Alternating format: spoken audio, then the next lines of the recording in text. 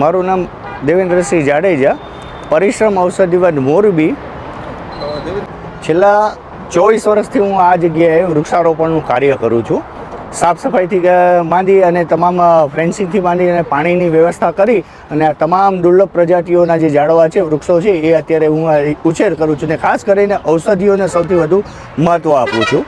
હું છેલ્લા 24 વર્ષથી આ કાર્ય કરું છું અને આ 24 વર્ષના કાર્ય દરમિયાન સફળતા એ મને મળી છે કે આજે મોરબી જિલ્લાની અંદર નાના મોટા 188 વન બની ચૂક્યા છે. 188 વન બની ચૂક્યા છે. અને અત્યારે જેમ કે ગયા વર્ષનો નરેન્દ્ર મોદી સાહેબનો ટાર્ગેટ હતો કે એક પેડ માં કે નામ, બરાબર. તો મોરબીની અંદર પોલીસ હેડક્વાર્ટર્સની અંદર 2024 દરમિયાન અમે એક પેડ માં કે નામમાં આખું ઔષધિ વન બનાવેલું છે. મચ્છુ 2ની ઉપર આજે ઔષધિ વન બની ચૂક્યું છે. આવી તમામ જગ્યાએ સ્કૂલ છે, કોલેજ છે કે પ્રાઇવેટ વ્યક્તિઓના અલગ ફાર્મ હાઉસ, ખેતર, આ તમામ જગ્યાએ આપણે ઔષધીય વનો બનાવવાની કાર્ય છેલ્લા એમ સમજી લો કે 15-17 વર્ષથી એક ધારે આ કાર્ય શરૂ છે.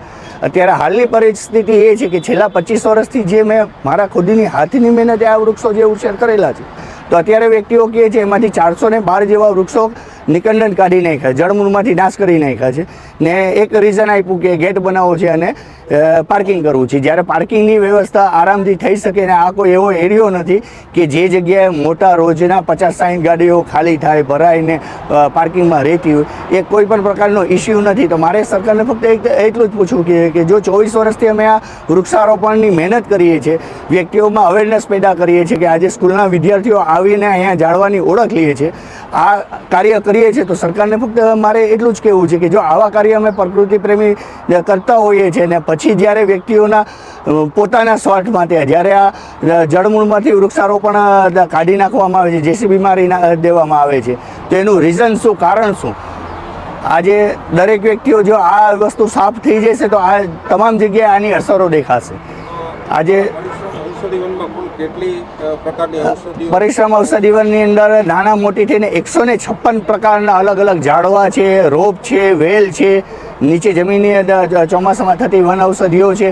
આવા 156 પ્રકારના અને બીજા અમુક એવા દુર્લભો ઝાડવાઓ છે કે જેના મારે નામ હું ડિક્લેર ન કરી શકું એવા કિંમતીમાં કિંમતી ઝાડવાઓ મેં અહીંયા ઉછેર કરેલા છે. ને આ ઉછેર કરવાનું એક જ કારણ છે, RMP કરેલું છે. મેં અત્યારે રિસર્ચ હું કરું છું, જે ઝાડવું મારે પરિશ્રમ ઔષધિ વનની અંદર મારા હાથ થકી થઈ જતું હોય એ વૃક્ષોને હું આખા મોરબી જિલ્લાની અંદર ઠેક ઠેકાને સપ્લાય કરું છું અને વ્યક્તિઓને ઉછેરવાની પૂરી માહિતી આપું છું, એના ગુણધર્મો સમજાવું છું. મારો મુખ્ય ઉદ્દેશ વન ઔષધિઓનો પ્રચાર, પ્રસાર, ઉછેર અને વિસ્તારનો છે. ને આ માધ્યમ થકી હું આજે છેલ્લા 24 વર્ષથી આ કાર્ય કરું છું. તમારી સરકાર પાસે આ મુદ્દાને લઈને શું માંગ? સરકાર પાસે મારી આ એક વસ્તુની માંગણી છે કે જો આ રીતના તમામ વૃક્ષોને આજે સપોઝ એક માની લો કે પાંજરાપોળ માટે 1200 એકર જગ્યા ડોનેટ કરવામાં આવી છે મોરબી સ્ટેટ દ્વારા. હવે એની અંદર વૃક્ષારોપણ કર્યું છે. કાલ ઉઠીને જે પાંજરાપોળની અંદર વૃક્ષારોપણ કરેલું છે ને કાલે હવે જળમૂળમાંથી જો એ વૃક્ષારોપણ કાઢી નાખવામાં આવે તો શું એ ચાલશે? આવી રીતે જો મોરબીની અંદર હાલમાં વૃક્ષોની ખાસ અતિ જરૂર છે તો શું એ જળમૂળમાંથી ઝાડવા કાઢવા યોગ્ય છે? શું કરી શકાય એના માટે એ માહિતી જોઈએ છે, બરાબર.